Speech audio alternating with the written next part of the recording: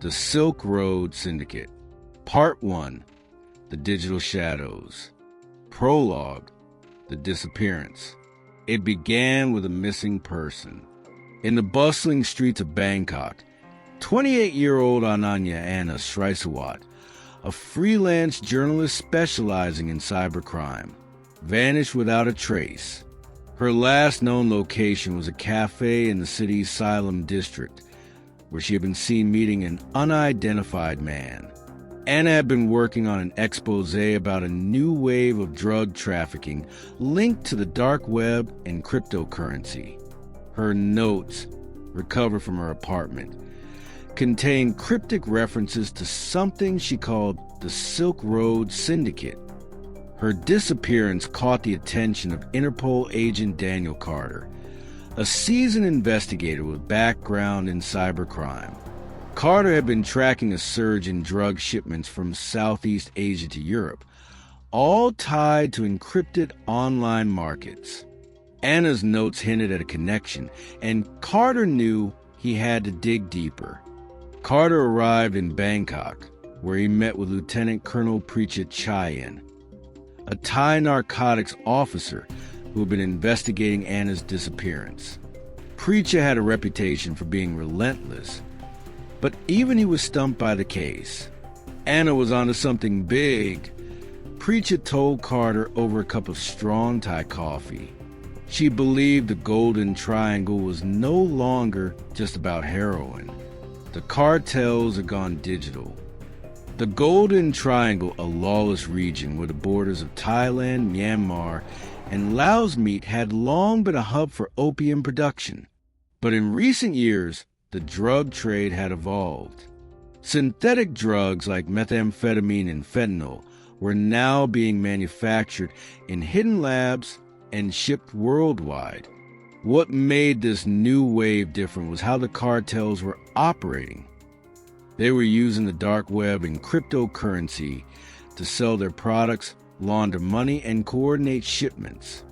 Anna's notes pointed to a shadowy figure known only as the Architect, a tech-savvy mastermind who had built a decentralized drug empire. The Architect's network spanned the Golden Triangle, European ports, and encrypted online markets. Payments were made in Bitcoin, and shipments were disguised as legitimate goods. Carter and Precha decided to start their investigation in the Golden Triangle. They traveled to Chiang Rai, a northern Thai province that bordered Myanmar and Laos.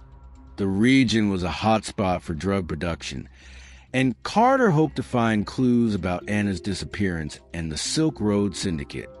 In Chiang Rai, Carter and Precha teamed up with Major Somchai, a local narcotics officer who had spent years battling the drug trade. Somchai had recently received a tip about a meth lab hidden in the jungle near the Myanmar border. The raid was planned for dawn. Under the cover of darkness, Carter, Precha, and a team of Thai officers moved through the dense jungle, guided by Somchai. The lab was well hidden, its location known only to a handful of people. As they approached the site, the smell of chemicals grew stronger.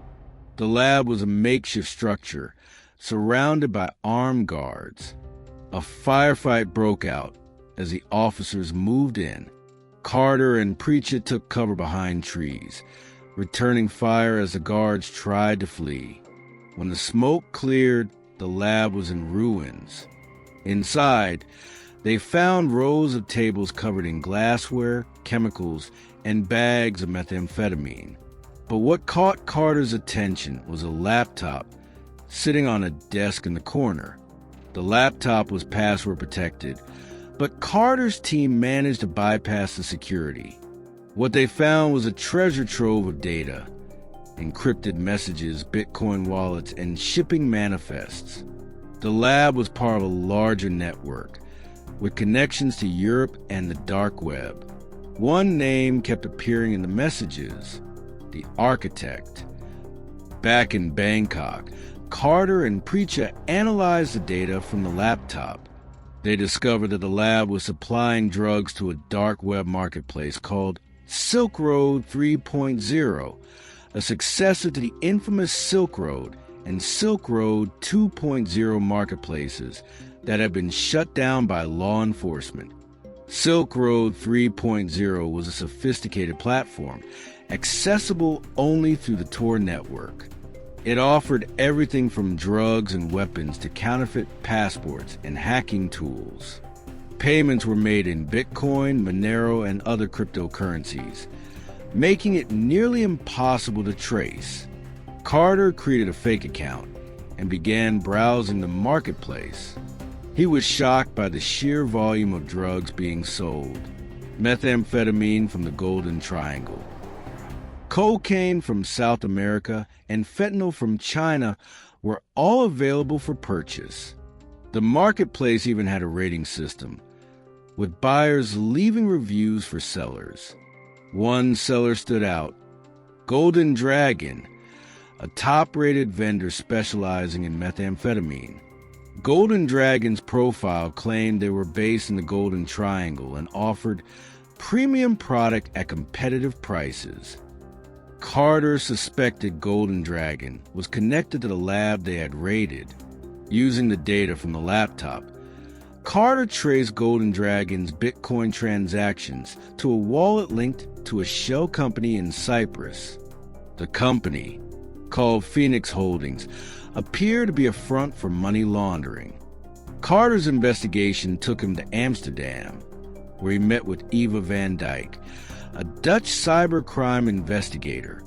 Eva had been tracking Phoenix Holdings for months, suspecting it was part of a larger financial crime network. Phoenix Holdings is just one piece of the puzzle, Eva explained. They're moving millions of euros through offshore accounts, but we haven't been able to trace the source of the funds. Carter shared his findings about Golden Dragon and Silk Road 3.0. Together, they pieced together a picture of a sprawling criminal enterprise. Drugs were being produced in the Golden Triangle, sold on the dark web, and the profits were being laundered through European shell companies. But the key to unraveling the network was finding the architect. Carter and Eva dug deeper into the data from the laptop, looking for any clues about the architect's identity. They found a series of encrypted messages between Golden Dragon and someone using the handle Architect01. The messages discussed shipping routes, payment methods, and security protocols. One message stood out: the next shipment will go through Rotterdam. Use the usual container. Make sure the payment is in Monero this time. Bitcoin is too risky. Carter and Eva realized that Rotterdam, one of Europe's busiest ports, was a key hub for the Syndicate's operations. They decided to focus their investigation there, hoping to intercept the shipment and gather more evidence. Part 2. The Rotterdam Connection.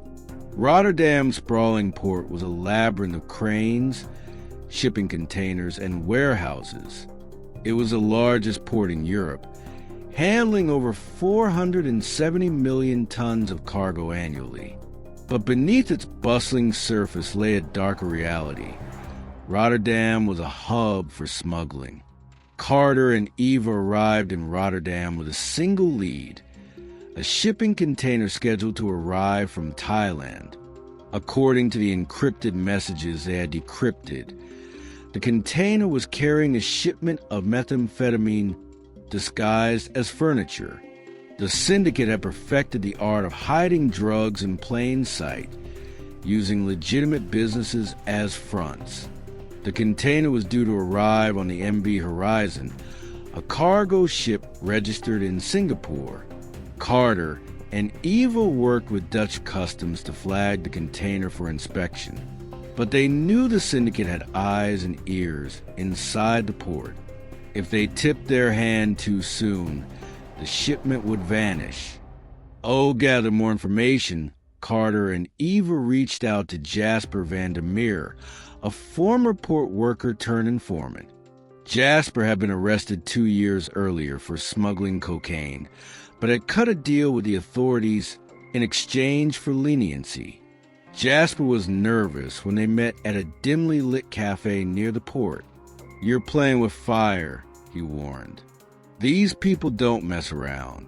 If they find out I'm talking to you, I'm dead."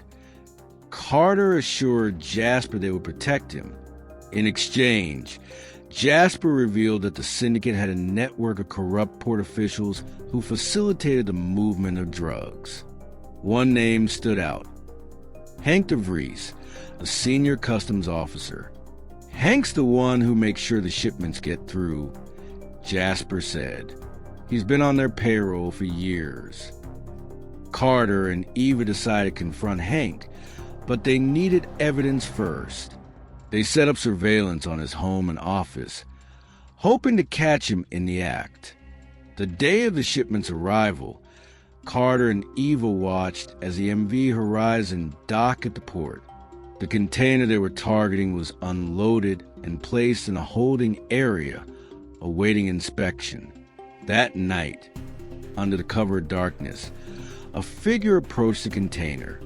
Through their binoculars, Carter and Eva recognized Hank DeVries. He used a master key to open the container and began unloading boxes marked as furniture. Carter and Eva moved in, flanked by a team of Dutch police. Hank froze as the officers surrounded him. "You're making a big mistake," he sneered. "You have no idea who you're dealing with." Inside the container, they found dozens of boxes filled with methamphetamine, carefully hidden inside wooden furniture. The street value of the drugs was estimated at over 50 million euros. Hank was arrested, but he refused to talk. Carter and Eva knew they needed to break him if they were going to get closer to the architect. Back at the police station, Carter and Eva interrogated Hank. At first, he remained defiant, but as the hours passed, cracks began to appear in his facade. "You think you can stop them?" Hank laughed. "The architect is always 10 steps ahead. You'll never find him." Carter leaned in. "Then why are you so scared?" Hank's bravado faltered. He finally revealed that he had never met the architect in person. All communication was done through encrypted messages on the dark web. But he did know one thing. The architect was based in Prague, where he operated a front company called Black Lotus Technologies. Black Lotus Technologies was a software development firm specializing in encryption and cybersecurity.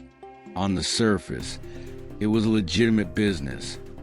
But Carter and Eva suspected it was a cover for the architect's operations. Carter and Eva flew to Prague, where they met with Inspector Jan Novak, a Czech cybercrime investigator. Novak had been monitoring Black Lotus Technologies for months, but had been unable to find any concrete evidence of illegal activity. "They're good," Novak admitted. "Too good. Every time we get close, they vanish." Carter and Eva decided to go undercover, using fake identities. They pose as entrepreneurs looking to hire Black Lotus Technologies to develop a secure messaging app for their business. They were invited to the company's headquarters, a sleek office building in the heart of Prague. The receptionist led them to a conference room, where they were greeted by Marek Kovac, the company's CEO. Kovac was charming and articulate, with a sharp mind for technology. He spoke at length about the importance of privacy and security in the digital age. But Carter noticed something odd. Kovac's hands trembled slightly, and his eyes darted around the room as if he were constantly on edge. As the meeting progressed, Carter subtly steered the conversation toward the dark web and cryptocurrency. Kovac's demeanor changed. He became defensive, insisting that Black Lotus Technologies had no involvement in illegal activities. Carter and Eva left the meeting with more questions than answers. Was Kovac the architect, or was he just a pawn in a larger game? That night, Carter and Eva hacked into Black Lotus Technologies' network using a vulnerability Novak had discovered. They accessed the company's servers and found a hidden folder containing encrypted files. It took hours, but they finally cracked the encryption. What they found was staggering. Detailed records of drug shipments, Bitcoin transactions, and encrypted communications with Syndicate members worldwide. One file stood out: a blueprint for a new dark web marketplace called SilkNet, designed to replace Silk Road 3.0. The architect was planning to take the Syndicate to the next level. But the most shocking discovery was a series of emails between Kovac and someone using the alias Architect01. The emails revealed that Kovac was not the architect. He was merely a frontman. The real architect was someone else, someone who operated in the shadows. Carter and Eva decided to use Kovac to lure the architect out of hiding. They arranged a meeting with Kovac, claiming they had a lucrative business proposal. The meeting took place at a secluded villa outside Prague. Kovac arrived alone, but Carter and Eva had backup hidden nearby. As they discussed a proposal, Carter dropped a bombshell. "We know about SilkNet, and we know you're working for the architect." Kovac panicked. "You don't understand," he stammered. "If I don't do what he says, he'll kill me." Before Carter could press further, the lights went out. Gunfire erupted as masked men stormed the villa. Carter and Eva took cover, returning fire as the attackers closed in. In the chaos, Kovac was shot. As he lay dying, he whispered a name: Victor. Part 3. The Architect Unmasked. The name Victor echoed in Carter's mind as he and Eva regrouped after the ambush at the villa. Kovac's dying words were their only lead, but they had no last name, no location, and no idea who Victor was. Back at their safe house in Prague, Carter and Eva combed through the data they had extracted from Black Lotus Technologies. They searched for any reference to Victor, but found nothing. It was as if the name had been scrubbed from existence. "He's a ghost," Eva said, frustration creeping into her voice. "But ghosts leave traces. We just have to find them." Their breakthrough came from an unexpected source: a deleted email buried deep in Kovac's inbox. The email was from someone using the alias VK76 and contained a single line of text: "The Black Lotus blooms at midnight." Attached to the email was a file encrypted with a complex algorithm. It took Carter and Eva hours to crack it, but when they did, they found a set of coordinates pointing to a remote location in the Czech countryside. The coordinates led to a sprawling estate nestled in the forest near the German border. Satellite images showed a high-walled compound with multiple buildings, guard towers, and a helipad. It was a fortress, designed to keep intruders out and secrets in. Carter and Eva knew they couldn't storm the compound alone. They reached out to Inspector Jan Novak and the Czech National Police, who agreed to provide tactical support. A plan was quickly drawn up: a covert raid under the cover of darkness. As night fell, Carter, Eva, and a team of heavily armed officers moved through the forest toward the compound. The air was thick with tension. Every rustle of leaves, every snap of a twig felt like a potential threat. They reached the perimeter wall and used thermal imaging to locate the guards. There were 6 of them, patrolling the grounds with military precision. The team waited for the right moment, then moved in. The raid was swift and brutal. The guards were taken down before they could raise the alarm. Carter and Eva led the charge, breaching the main building and clearing room after room.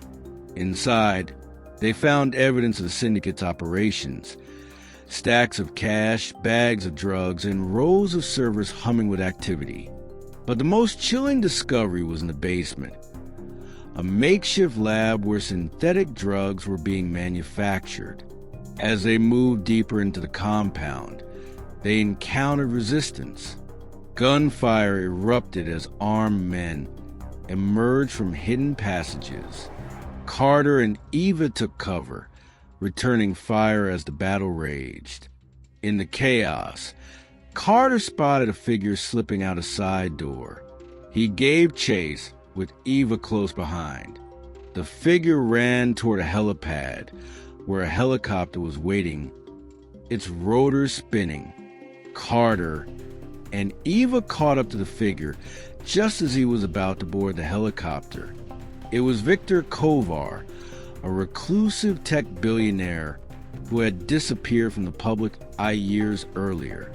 Victor was the mastermind behind the Silk Road Syndicate. Using his wealth and technical expertise, he had built a decentralized drug empire that spanned the globe. He was the architect.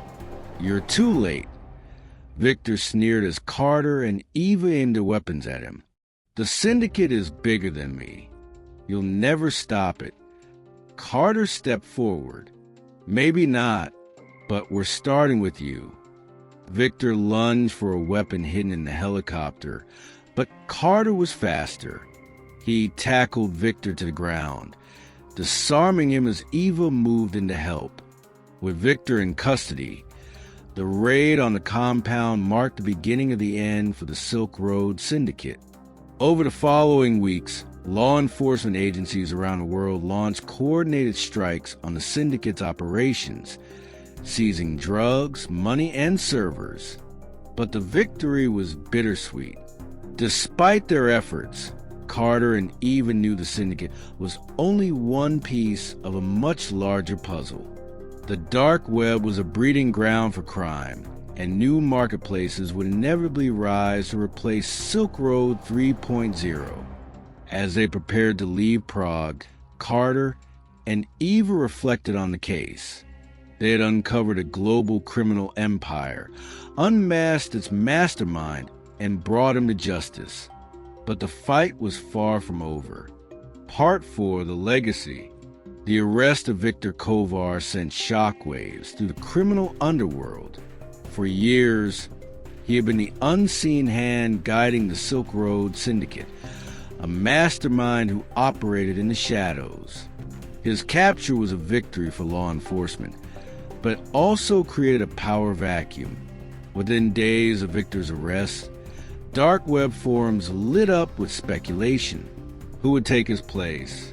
Would the Syndicate collapse, or would a new architect emerge? Carter and Eva knew the fight wasn't over. They had dismantled one network, but the infrastructure of the dark web remained intact.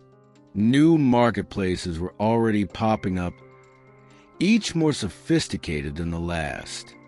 Carter returned to Interpol headquarters in Lyon, France, where he was debriefed on the global fallout from the Syndicate's collapse. Intelligence reports indicated that rival criminal organizations were scrambling to fill the void. One name kept appearing: the Phoenix Collective. This new group was rumored to be a coalition of hackers, drug traffickers, and money launderers who had splintered off from the Syndicate.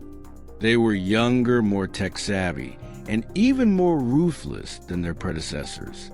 Eva, back in Amsterdam, was tracking the Phoenix Collective's activities in Europe. She discovered that they were using decentralized platforms and privacy-focused cryptocurrencies, like Monero, to evade detection. They've learned from Victor's mistakes. Eva told Carter during a video call, they're operating in smaller, independent cells. If we take down one, the others will keep going. Amid the chaos, Carter couldn't shake the memory of Ananya Anna Srisawat, the journalist whose disappearance had set the investigation in motion. Her notes had been the key to unraveling the syndicate, but her fate remained a mystery. Carter traveled to Bangkok to meet with Anna's family. Her mother, a retired schoolteacher, handed him a box of Anna's personal belongings. Among them was a USB drive containing files Anna had hidden before her disappearance. The files revealed that Anna had been investigating a corrupt Thai official who was working with the syndicate. She had planned to expose him, but someone had tipped him off. Carter and Preacher tracked down the official, General Thanawat, and confronted him with the evidence. Thanawat confessed to ordering Anna's abduction, but claimed she was still alive, held captive by a local crime boss. The crime boss, Somsak, operated out of a fortified compound in the jungles of northern Thailand. Carter and Preacher assembled a team of Thai special forces to raid the compound. The operation was risky. Somsak's men were heavily armed, and the jungle terrain made it difficult to approach undetected. But Carter was determined to bring Anna home. Under the cover of darkness, the team moved in. A firefight broke out as they breached the compound. Carter and Preacher fought their way to a hidden basement, where they found Anna, emaciated but alive. "I knew someone would come," Anna whispered as Carter helped her to her feet. With Anna safe, Carter and Eva turned their attention to the Phoenix Collective. They worked with law enforcement agencies worldwide to launch a coordinated crackdown on the new group. In Berlin, a cybercrime unit infiltrated the collective's communication channels, gathering intelligence on their operations. In New York, the FBI arrested a key member who had been laundering money through shell companies. And in Singapore, authorities seized a shipment of drugs bound for Australia. But the collective was resilient. For every cell they dismantled, another seemed to take its place.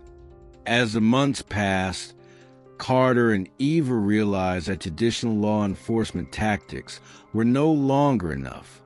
The dark web was a new frontier, one that required new strategies.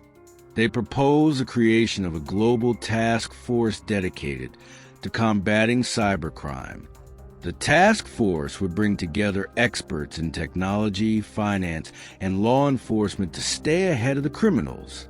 The proposal was met with skepticism at first, but the growing threat of cybercrime eventually won over policymakers. The task force was established with Carter and Eva as its first leaders. The Silk Road Syndicate was gone, but its legacy lived on. The case had exposed the dark underbelly of the digital age, where crime could be committed with the click of a button, and anonymity was the ultimate weapon. For Carter and Eva, the fight was far from over. They knew that as long as the dark web existed, there would always be new criminals, new threats, and new challenges. But they also knew that they had made a difference. They had brought down a global criminal empire, saved lives, and inspired a new generation of law enforcement officers to take up the fight. As they stood on the balcony of Interpol headquarters, looking out over the city of Lyon, Carter turned to Eva. "We've come a long way," he said. Eva smiled. "And we've got a long way to go." In the shadows of the dark web, a new marketplace was born. Its creators had learned from the mistakes of the past, building a platform that was even more secure, more decentralized, and more dangerous. The cycle continued, but so did the fight. The end